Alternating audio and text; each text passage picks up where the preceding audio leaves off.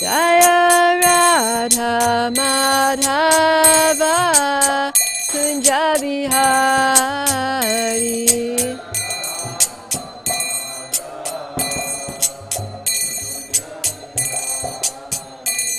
Gopi Jana Vallabha Girivaradhari.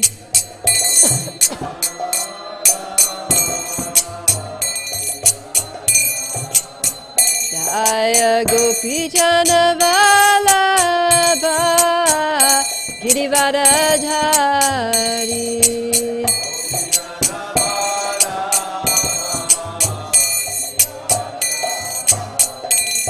Yashoda Nandana Brajana Ranjana.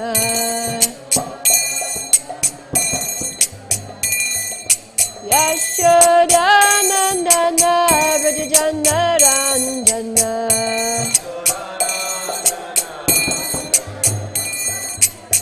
Yamuna Tira Vanachari.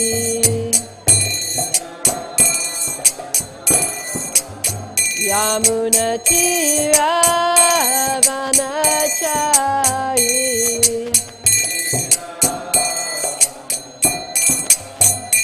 Jaya Radha Madhava Kunja Bihari.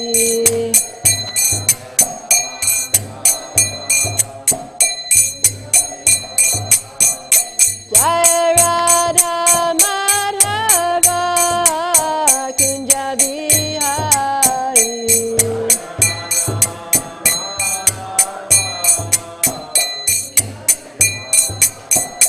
Jaya Prabhupada, Prabhupada, Prabhupada, Jaya Prabhupada.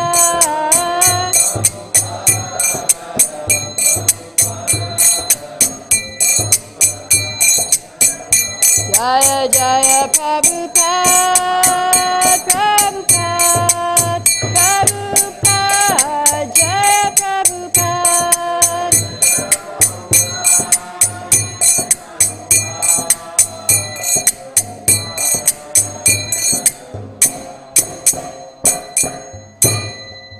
Srila Prabhupada ki jai.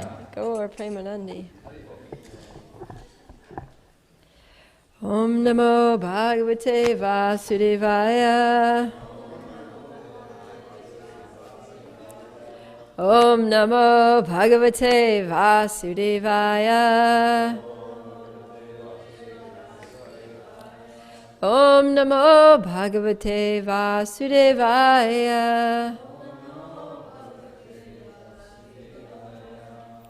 So let's recite the prayers all together.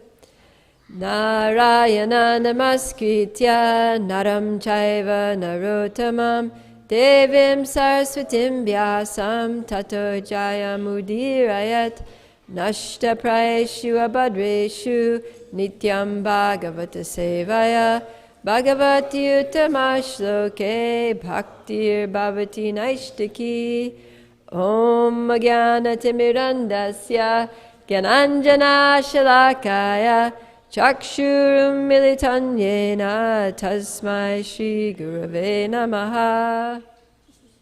Thank you. Jai. So welcome everyone to this morning's Srimad Bhagavatam class. Anybody who would feel more comfortable sitting in a chair at the table, please go ahead there for anyone to use. So today we'll be covering by Krishna's grace. I'm a little under the weather. You can maybe hear my voice, but I will try my best here. We'll be covering Canto 3, beginning chapter 15. This is a new chapter. It's called Description of the Kingdom of God. We're not going to get to that description yet. That's forthcoming. But this class, we're going to hear about, we'll cover texts 1 to 10 and hear about the results of Diti's pregnancy. So who can give a little recap leading up to this? What's been happening in the last couple of sections? The last verse.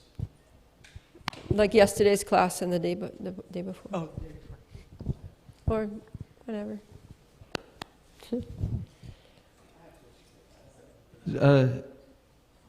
Kassapa Muni was sitting in meditation, and his wife Diti was very much eager to have children.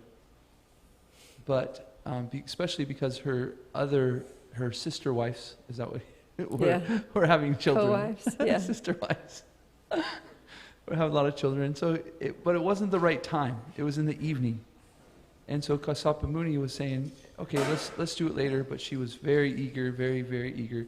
And so Kassapa Muni gave in to his wife to conceive children. Okay, and then? And then Kassapa Muni explained to her that her 2 sons would be demons. However, one of those demon children would have a pure devotee son. So her grandson would be a pure devotee. So this was actually made Diti very happy, because she not only understood that her 2 sons were going to be demons and killed by Krishna, but her grandson would be a pure devotee of the Lord. Right, so after conceiving children at the wrong time, she was concerned, and she was also repentant. She went to her husband and she was like, I'm so sorry, Prabhu, I realized this was, I kind of like pushed you into doing something that you weren't prepared to do, and we did it, and now, I'm worried about the consequences. And he said yes. He was actually very heavy with her. Where's that verse? There's one verse where he's like really laying into her. He says, because your mind's being polluted, because of the defilement of the particular time, because of your negligence of my directions, and because of your being apathetic to the demigods, everything was inauspicious. He's like, boom, like this was totally wrong. So therefore you will have 2 contemptuous sons who will cause constant lamentation to the 3 worlds. So then she's like, oh no, now I'm going to reap what I've sown here. But then she becomes very repentant, and she's asking, is there anything, that will be beneficial? Is there anything that we can do to make this okay? And then he said, you needn't worry, because these 2 sons of yours will actually do good to the world, because they will bring about the appearance of the Lord in 2 different incarnations. Who are those incarnations? Lord Nrsimhadev and Vrahadev. Yeah, so 2 Leela avatars of the Lord appeared because of Hiranyaksha and Hiranyakashipu, and blessed the world by their appearance. And he said that your sons will be killed by these 2 incarnations of the Lord. And when she heard that, she became so happy. She was like, yes, my sons are going to be killed by the Lord. That's a great thing. That means they'll get liberation. So they'll be horrendous demons, but they'll get liberation. So it just shows, how conscious she was. She was thinking, okay, she wasn't worried about her own suffering. She wasn't worried. She's just like a devotee mother, I want my child to go back to Godhead. I want my child I don't want them to have to take birth. I want this to be their last birth in the material world. So as soon as she heard that this was going to be their last birth in the material world, she was like, well, actually they did take 2 more births, but that's okay, because they also got killed by the Lord in those births. But she was like, they're going to get liberation, then it's all good. And what to speak of that, even better, I'm going to have a grandson who's going to be a Mahabhagavat. So she ended up being happy. But at the same time, she was thinking, well, okay, all's well that ends well, but in the meantime, these 2 sons of mine are going to create a lot of disturbance. So now we're going to hear what she did to try to prevent that, starting from text 1. So someone please read. Sri Maitreya said, my dear Vidura, Diti, in the wife of the sage Kashyapa, could understand that the sons within her womb would be a cause of disturbance to the demigods. As such, she continuously bore the powerful semen of Kashyapa Muni, which was meant to give trouble to others, for 100 years. Right, so she didn't want to cause any disturbance to anyone.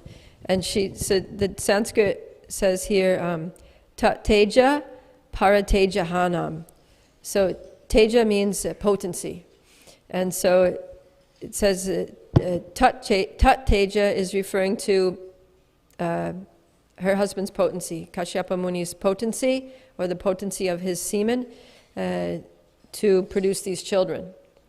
So Diti, seeing Tat Teja, seeing his potency, seeing the potency of that semen and what it was about to do, Para Tejohanam, that it was about to destroy the potency of others. Para means others, so others Teja, others potency, and precisely the demigod's potency, Hanam, it was going to kill. Ha means kill.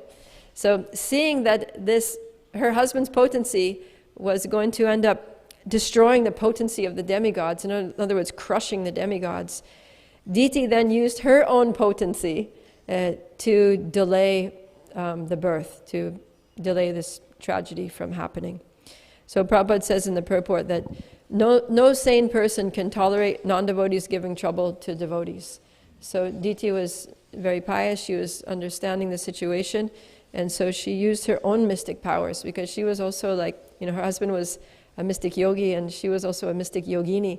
So she had these powers to actually withhold the birth and keep those two in her womb for 100 years. So that's pretty amazing. We can see from this that Diti was no ordinary person. And also the embryos in her womb were no ordinary personalities. Now we're going to hear how just, without even taking birth, just their presence within her womb was going to affect the universe. So next verse. By the force of the pregnancy of Diti, the light of the sun and moon was impaired in all the planets. And the demigods of various planets, being disturbed by the force, asked the creator of the universe, Brahma, what is this expansion of darkness in all directions? So so the presence of, just in the embryonic form, those two demons, was so dark that it just plunged the whole universe into darkness. So this also shows how our energies can affect others. Like if we're very Krishna conscious, then when a pure devotee walks into the room, everything brightens up, everything just becomes uplifted, right? When a great soul's visiting, it's like the whole energy comes up. And somebody, on the other hand, if somebody's very low consciousness, mode of ignorance, or angry, violent, like that, then their energy brings everything down. It creates disturbance. It creates like an atmosphere of darkness in which other people get affected by the mode of ignorance, the mode of passion, and it just becomes a mess. So, we should be conscious of our consciousness and be conscious of our consciousness, and also be aware that our consciousness doesn't only affect us, but it affects others. It affects the whole universe in the way that the demoniac consciousness of Hiranyaksha and Hiranyakashipu was causing darkness to spread all over the universe. So the demigods here, they're observing this darkness and they're bewildered. They don't know what the cause is. They have no idea what's going on, and they're in a lot of anxiety. So, being a a lot of people they want to go to heavenly planets. They want to be a demigod and have powers and have a lot of sense gratification. But actually, throughout the Bhagavatam, you'll see time and time again that the demigods are often in a lot of distress. They're often in a lot of anxiety. And this is one such scenario. So being a demigod, going to heavenly planets is not something to aspire for, because Krishna says, Abrahma bhuvana loka, that from the highest planet to the lowest, all are places of misery, wherein repeated birth and death take place. So even demigods are not having a good time. They're also experiencing the miseries of material existence. But the defining characteristic of demigods is that they accept the authority of the Lord. They have the quality of a Vaishnava, the Krishna Ekasharanam. They take shelter of Krishna, or they take shelter of his representative, devotees of Krishna. So that's what they're doing here, that being disturbed by that force, they approach Lord Brahma and they ask him, what is going on here? What is this expansion of darkness in all directions? And we're going to see in the next verses when they talk to Brahma, that because they take Brahma to be like their guru, because he's the chief of all the demigods. Whenever the demigods are in trouble, whenever they're confused or in anxiety, they always go to Brahma. So sometimes we hear that like Brihaspati is the spiritual master of the demigods, but he's more like the priest, like the yogic priest who does ceremonies on behalf of them. But when it comes to actual when they're in distress and they need help, they need solutions, they need comfort, they need instruction, it's Lord Brahma. They always go to Lord Brahma. So now, because Lord Brahma is like their guru, and because the spiritual master is a representative of God, they're going to glorify him as almost on the level of the Supreme Personality of Godhead. And in one sense, it may seem a little excessive, but Srila Prabhupada says, well, there's a verse in Bhagavatam that says, the Lord says, that one should know the Acharya to be myself, to be as good as myself. So it's appropriate, this glorification, especially given their condition, that they're totally dependent on Brahma now to understand what's going on and what the solution is. So now let's read the next few verses and hear the demigod's praises of Lord Brahma. The personate demigod said, "O great one, just see this darkness, which you know very well and which is causing us anxiety. Because the influence of time cannot touch you, there is nothing unmanifest before you." O God of the demigods, sustainer of the universe, head jewel of all the demigods and other planets, you know the intentions of all living entities in both the spiritual and material worlds. O original source of strength and scientific knowledge, all obeisances unto you.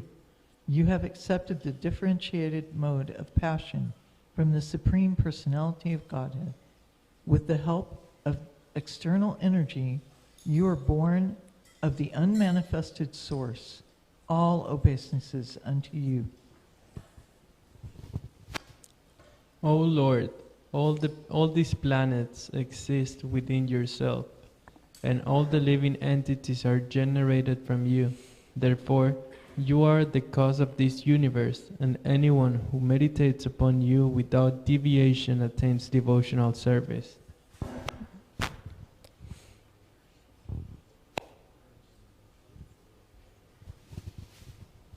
There is no defeat in this material world for a person who controls the mind and senses by controlling the breathing process, and who are therefore experienced mature mystics. This is because by such perfection in yoga, they have attained your mercy.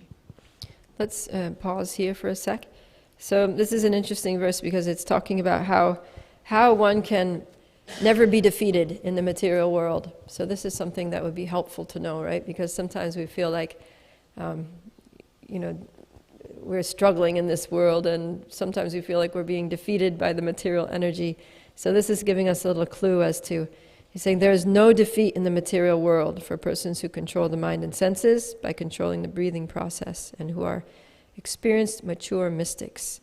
So how does this work? How is it that by the breathing process and controlling the mind and senses that one becomes victorious?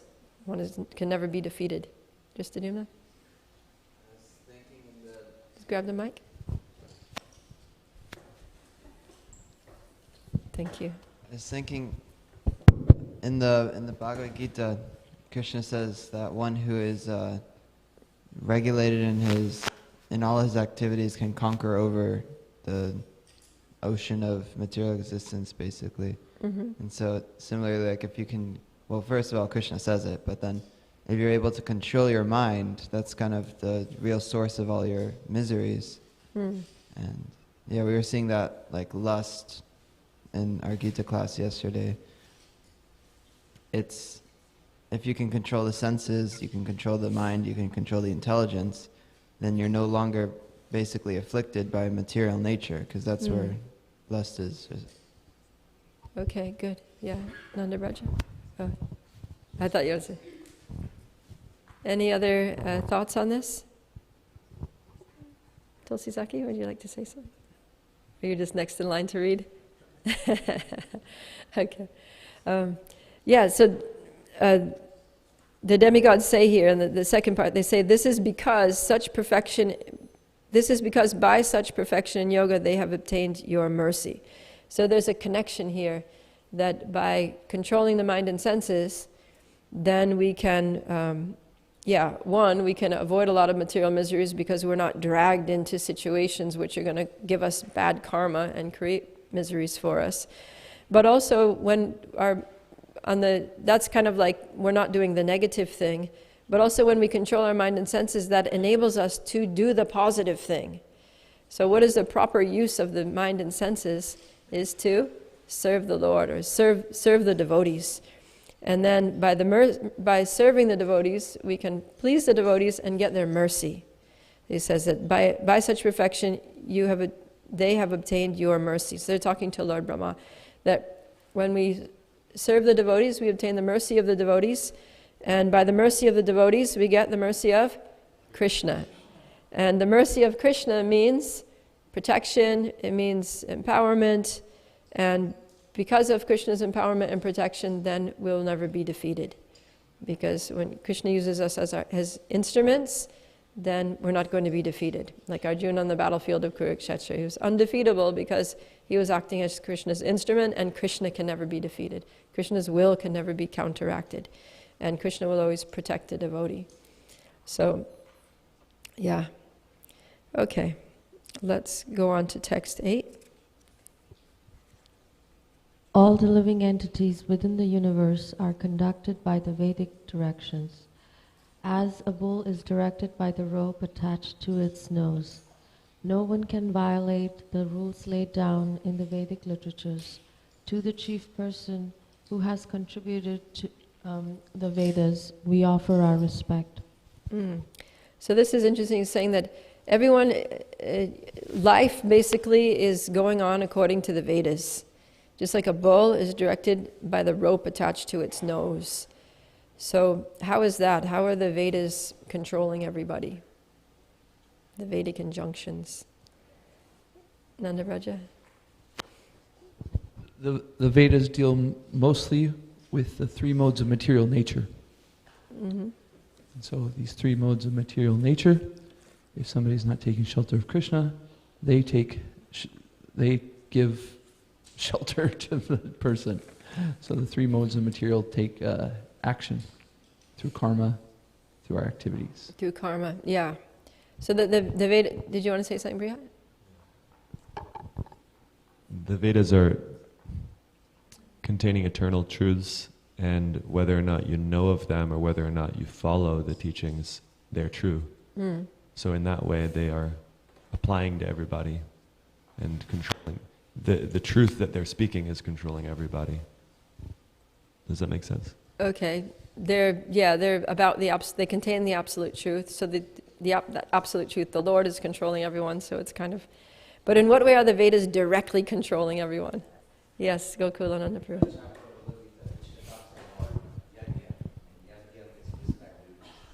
Prescribed duties come from the Vedas. Okay. And since Vedas are given by Krishna, there is a connection. And because of there is a purification and there is evolution, elevation of the consciousness. Okay. So Vedas can help us elevate our consciousness. But how are they controlling people who don't do yagyas? Through the three modes of material nature, right? Specifically? Karma, birth, death, old age, and disease. Okay, all right. You're kind of getting there. So, yeah. I was thinking, if I may, that either way you're controlled by the three. In the Vedas, they are mostly about the three modes of material nature. But if we understand the essence of the Vedic is to serve Krishna, so either we're controlled by the three modes of material nature or we're controlled by Krishna. So either way we're controlled. Yeah. Yeah, so you mentioned karma. My thought process was that the Vedas are like the law books. And so there are laws of karma. And just like in the state, there are laws. So, we're actually controlled by these laws. If somebody is thinking that, let's say somebody doesn't know the law, and they come and they just, they drive 100 miles an hour in a 30 mile per hour zone, they go through red lights, they go into a department store and just take whatever they want and walk out. It's like they're going to suffer. They're going to get slammed, with fines, with arrest, with going to jail. But somebody who knows the laws, then they follow the laws, then they get benefits from following the laws. Or like, let's say a student in school, they're the rules of the classroom. There are things that the teacher, they accept the authority of the teacher, they follow the rules of the classroom. They get rewards for that, they get privileges for that, they get the favor of the teacher, everything works out good. But then someone who either doesn't know the rules or doesn't care about the rules and breaks them, so the person's future is determined by their following the laws, basically. So there are these, the Vedas set forth laws, injunctions. If you do this, you get this. If you do that, you get that. So if we follow the Vedic injunctions, then we get good karma, and that karma determines what's going to happen in our lives, right? And if we neglect them, then we get sinful reactions, and that's going to give us another path. So like that, according to our following or not following Vedic injunctions, or which ones we follow and which ones we don't follow, that's going to create our experience. So in that sense, it's pulling us like a bull through, we're being pulled. Of course, it's up to our desire. We still have the free will whether to follow them or not follow, which ones to follow, how to follow them, how strictly to follow them. But ultimately, the consequences are set by the Vedas. And in that sense, they're pulling us through life. Yeah. In this connection, one analogy comes to my mind. Like, I heard from someone, like, let's say a small child is flying a kite, and he is asking the father, why there is this string? You just cut the string and the kite will go farther and farther up in the sky. And the father just chuckles at him, cuts the string, lo behold, the kite has to come down. So the lesson being rules and regulations, as you mentioned in the scriptures, they appear to be binding the kite or restricting, the flying kite. Yeah. But actually it enhances the kite to go up in the sky. Yeah, good, thank you. All right, let's go with 2 more verses and then we'll come back to text 8. So text 9, please. Text 9.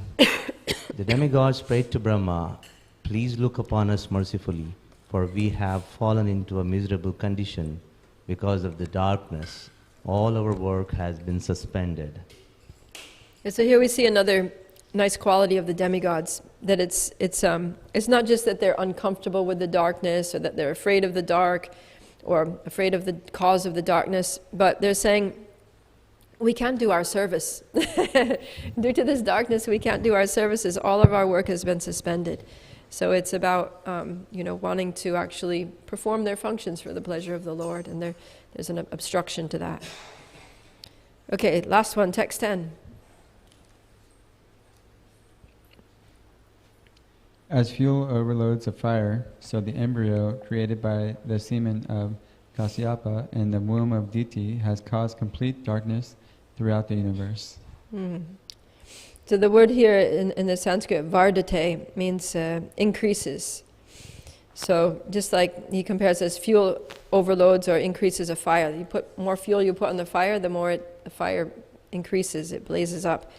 So in the same way, they're noticing how the whole situation is escalating very fast, right? Like first, there's Diti's lust.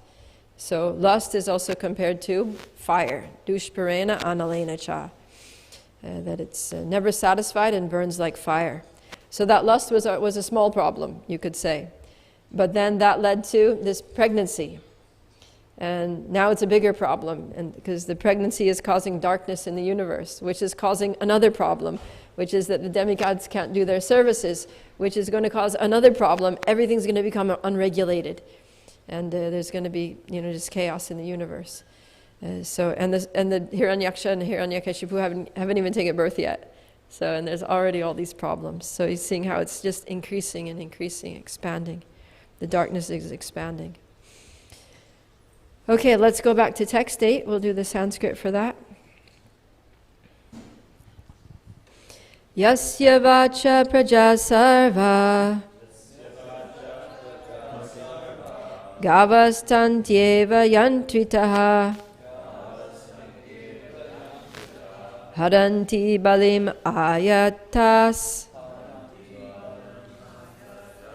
Tasmai mukyayate namaha.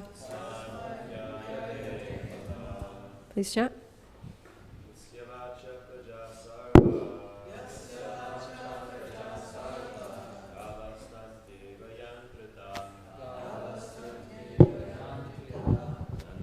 Balim ayatas tasmai mukyayate namaha.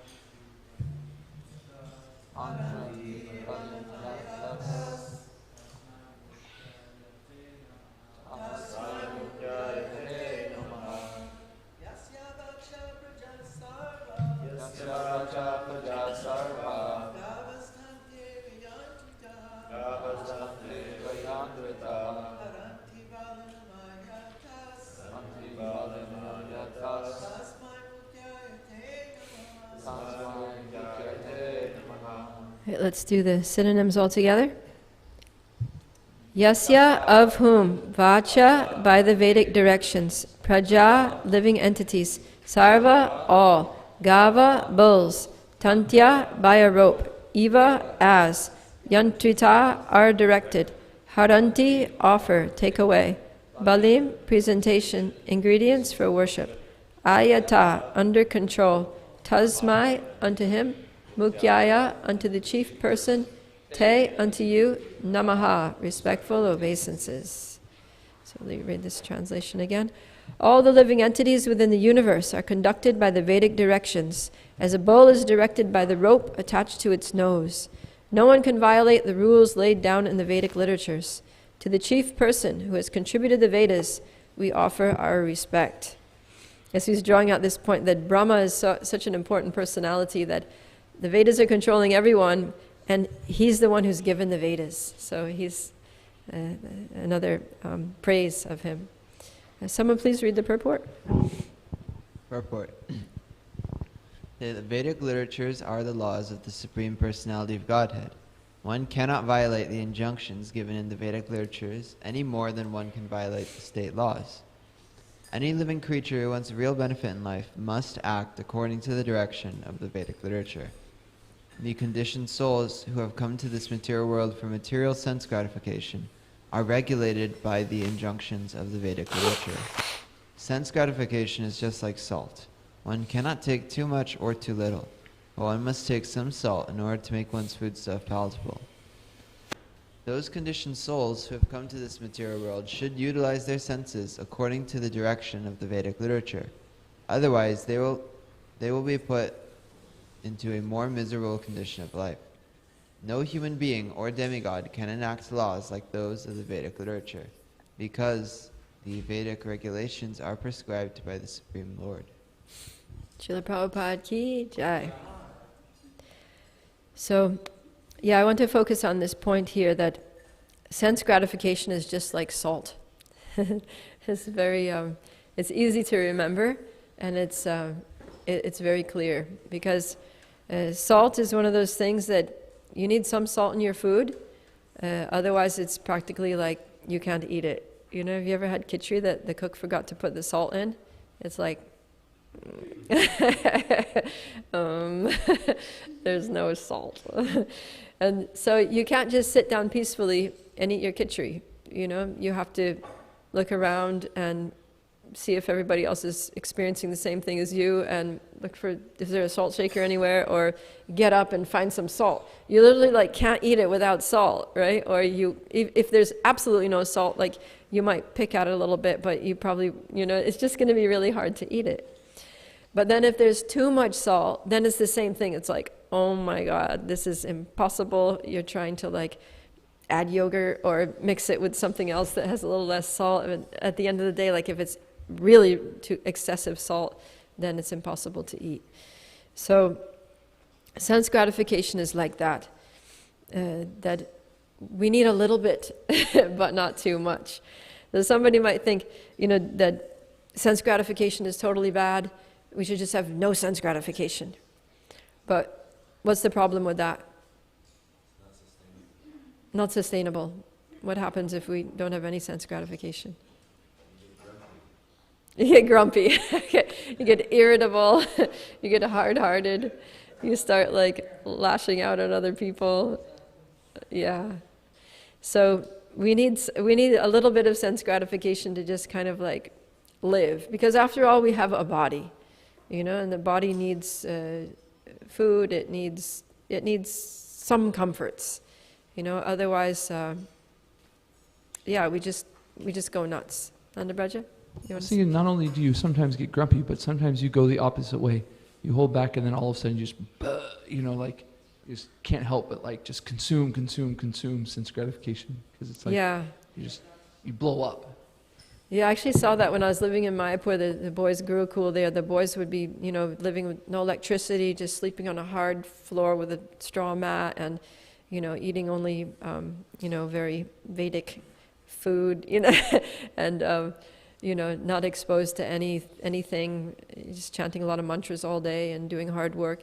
And as soon as they would have a break and they would go to their homes, it's like everybody, it was almost like a running joke. They would just be like binge watching movies, eating pizza and, pasta and chocolate bars, and just like totally like getting as much sense gratification. And the kids that weren't in the Gurukul that were around their age, they would be like, dude, this is not what you do. This is not what we do anyway. It's just like, we don't watch movies at all, and there's something wrong here, So, if there's too much austerity or too much deprivation, then you totally go, it's like a pendulum swing, right? It goes from extreme abnegation and self-flagellation to extreme indulgence, and so we want to be in the middle, right? The middle path. So what was I thinking? Can't take too much. So that's the problem with taking too little. And then if we take too much, how does that become a problem? We can't advance. Why not?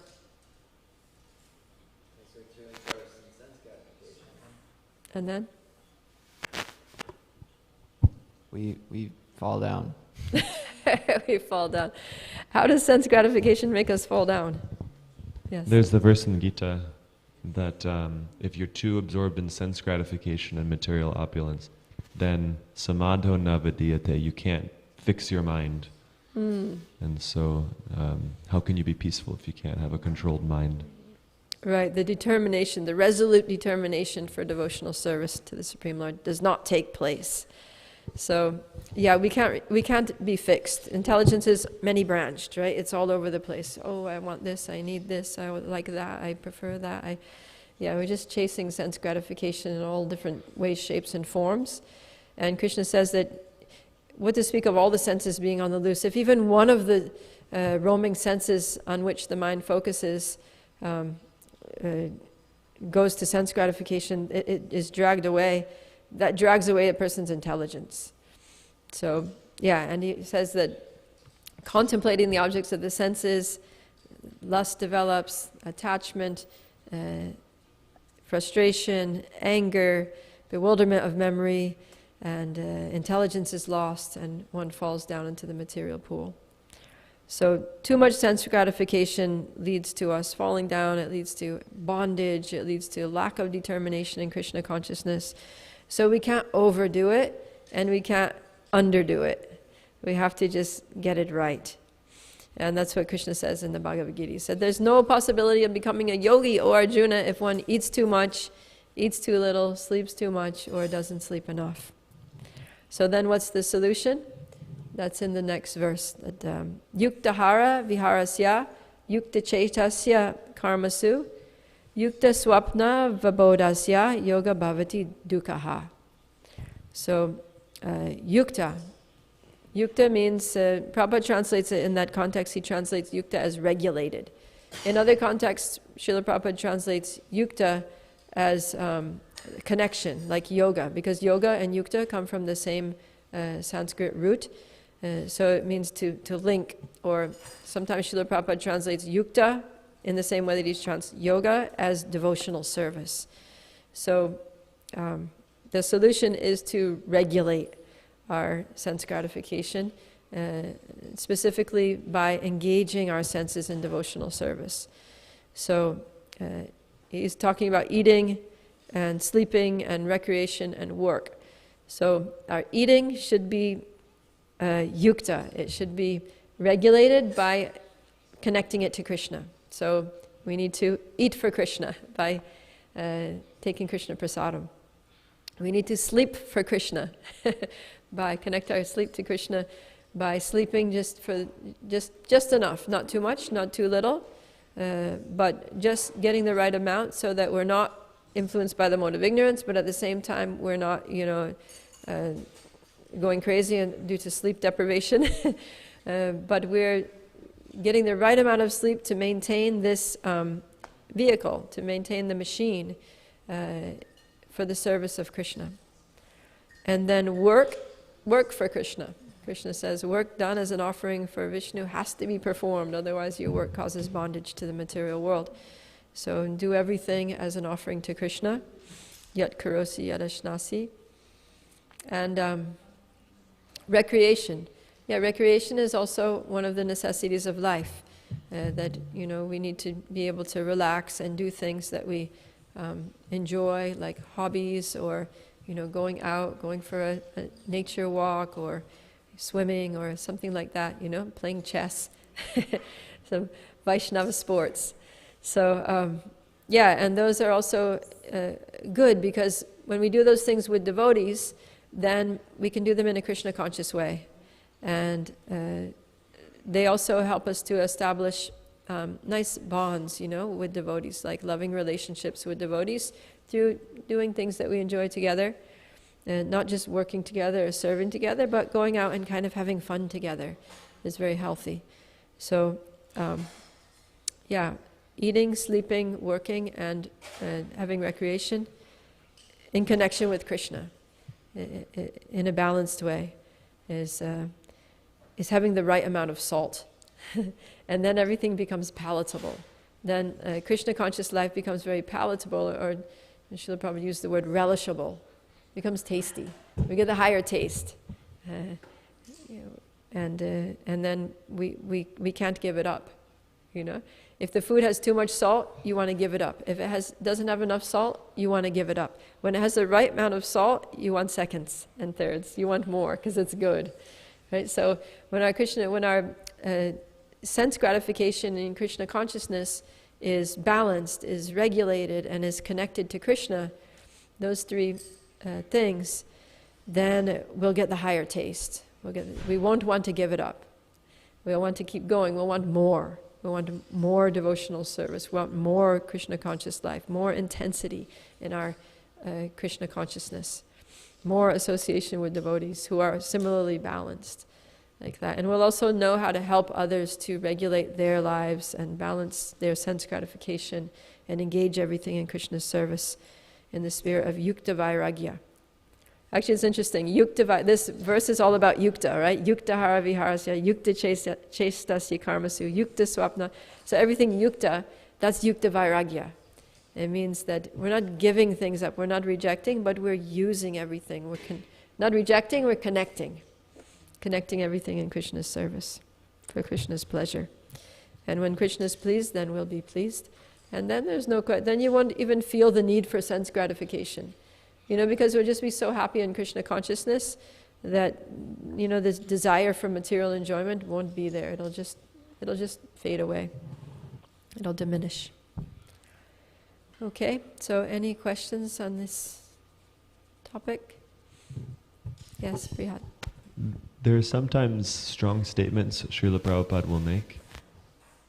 Like, he'll sometimes say that a man who lives his life for sense gratification goes to hell. And it seems like, okay, you might read that statement and say, well, you live a good life and you have a nice home and you try to be a good person, then you go to hell? What's up with that? So, how can you understand that statement? I mean, yeah, if that's all you're living for, is just to satisfy your senses, and you don't inquire into, higher matters, you don't, try to explore the nature of your existence, and who am I, and, why am I suffering, and all these things, then, yeah, you're not going to be elevated in the next life. So the human form of life is meant to understand God. That's why we have this gift of intelligence. And so if we don't utilize our intelligence for the proper purpose, then it will be taken away. Just like, I often use this example that if the parent gives a child some money to go down to the store and buy, milk or, some fruit or something like that, and the kid just, spends it on candy and, junk, and then just comes back home, and the mother's like, where are the fruits, where are the milk, the things that I asked you to buy? And he's like, oh, well, I bought this instead. It's like, okay, I understand I can't trust you with money, so the next time she's not going to give that one, she won't give him money to go to the store again because he misused it. So in the same way, we've been given intelligence, which is actually a dangerous item. It can be used or misused, and when we misuse intelligence, it's very dangerous for us. So it's just like, money can be misused, or like a knife. A knife can be used by a surgeon to save someone's life, but it can be used by a thug to kill somebody. So you don't give a knife to an irresponsible person. They can hurt others, or they can hurt themselves with it. So in the same way, intelligence is like that. We can either use it for our elevation, to actually understand spiritual subject matters, or we can use our intelligence to basically destroy ourselves and hurt others, which is what most people use their intelligence for. So then Krishna's like, all right, I gave this intelligence to understand me. You totally misused it to, just make all kinds of arrangements for a sinful life. So next life you're not getting intelligence. You can become an animal, because animals, they don't commit sin because they don't have intelligence to misuse. They don't have the intelligence to override the laws of nature. That's the power of intelligence, that through intelligence we can actually override instinct and do something that's really crazy, that's really bad for us. Like animals, they don't eat the wrong food. Animals don't have sex with other species or at the wrong time, or for purposes other than conceiving offspring. But humans use their God-given intelligence to do all those things, to eat food that's bad for them, to have illicit sex, and do all these things that cause them to go to hell. So yeah.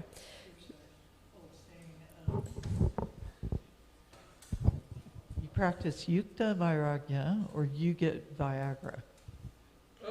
Or you get That's an old saying. That's probably a new saying. Viagra hasn't been around that long. Yeah. Gokulananda Prabhu. Is that okay, Brihat? So when Prabhupada says sense gratification leads you to hell, it's like, hell means you don't get a human form of life next time around. Either you become an animal or you go to hellish planets and suffer. But either way, animal life is also a hellish existence for the soul, because you're so constrained. There's no freedom and no ability to understand God, which is the way to be happy, the real way to be happy. Oh, sorry, I thought he was. Go ahead, I can repeat.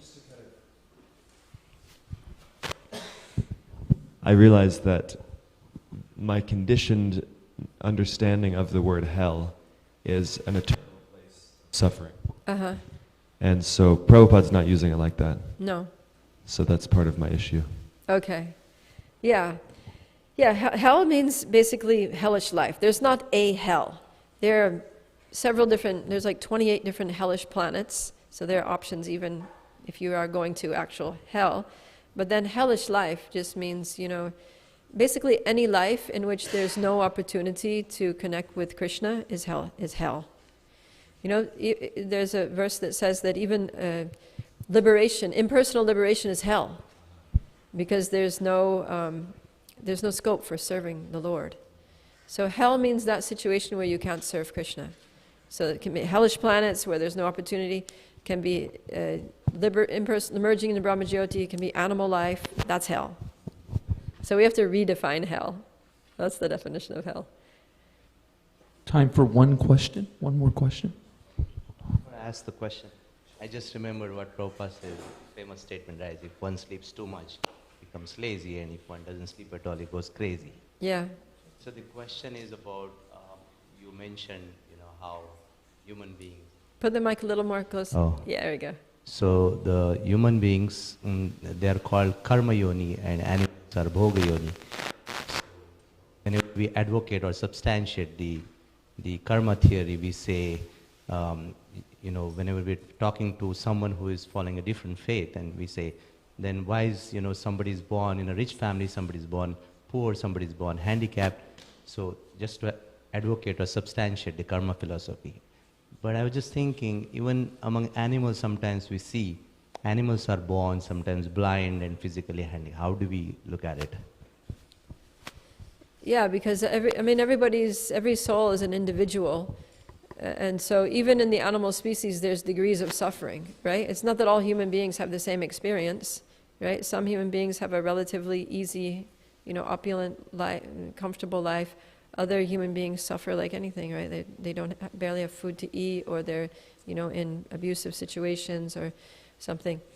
Yeah, so animals too, You could be a dog who, lives in a comfortable apartment building, and your master takes you to a nice park every day, and you can run free and eat like dog food out of a can or whatever. Or you can be like a dog in India and be half starved and diseased and being beaten and getting stones thrown at you and on a daily basis, and just having to sleep on the cold outside on the road. Yeah, so there are variations. Even within species, there are variations of experience, and that depends on the karma from the previous life. Categorically, we cannot say that there is no karma among the animals also, because a dog may choose to enter the fire and he will be bound to. Well, there's no karma in the sense that animals don't accrue karma. So the soul in an animal body doesn't get good or bad karma. They're just burning off whatever karma they've accumulated from the last time they were in the human life. It's only in the human life that you get karma, that you create karma for yourself. In the heavenly planets, they don't create karma. They're just burning off the good karma that they accumulated in their human birth, last human birth. And the animal species, they're burning off the bad karma that they accumulated. Of course, there's always a mixture of good and bad, but whatever it is that you have, you're in any species other than human species, you're just burning it off. And then when it's done, when you're heavenly planets, when the good karma is done, back to earth, back to human birth on earth. Animals, when the bad karma is burned off, back to human birth on earth. And then, okay, now what are you going to do? What choices are you going to make this time? To see some dogs are born in America in a nice family, then they are taken so good Yeah. care. And in India, as you said, they are street dogs and they're suffering. Yeah. So how do we understand that? Yeah, because it's from the last time that they were a human, they made choices that led them to become a dog with a comfortable life or a dog with a hellish life. The animals are definitely subject to to the karma from their past human life. The only difference between animals and humans is that they don't get new karma. They're not creating karma. So if a dog attacks a person, they don't get karma for that. If a person attacks a dog, they get karma for that. Exactly. They're experiencing the past karma. So everybody's, like it says here, we're all being pulled by, like bulls by a rope attached to our noses because of karma, due to the Veda. The karma is, if we follow Vedas, the Vedic injunctions, we get good karma. If we don't follow them, we get bad karma. And then that's due to that we're pulled into different species through different experiences. Like that. Okay? So the Vedas are there to teach us how to get the sense gratification that you need in an authorized way so that you don't get bad karma, so that you don't end up getting pulled by that rope through your nose to a lower species, to a hellish life, but that you can actually be pulled towards Krishna. So the onus is upon us in the human form of life to know the laws, to study the law books, and that's why we have Bhagavatam class every day, because Prabhupada's books are in the Vedic tradition, and these are the law books for the next 10,000 years. So we need to study these, we need to know what to do, what not to do, and act accordingly, and then we can get pulled by the mercy of the devotees back to the lotus feet of Krishna. Srila Prabhupada ki jai, Granth Raj Srimad Bhagavatam ki jai, Gaura Premanandi.